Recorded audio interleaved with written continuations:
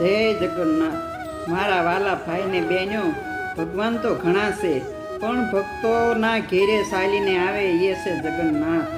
જગન્નાથની રથયાત્રા આપણને એક જ વાત શીખવે છે, ભગવાન માટે રસ્તો ગોતવાની જરૂર નથી. પ્રેમ સાચો હોય તો ભગવાન જ તમારા સુધી આવી જાય છે. રથનો દોરડો હજારો લોકો ખેંચે છે, રથ તો ત્યાં જ આગળ વધે છે જ્યાં ભક્તિ દોરડાથી નહીં, દિલથી ખેંચાય છે. જીવનમાં બધા સાથ છોડી દે ત્યારે એકવાર આંખો બંધ કરીને બોલજો, એ જગન્નાથ. જેનો કોઈ નથી એનો જગન્નાથ છે.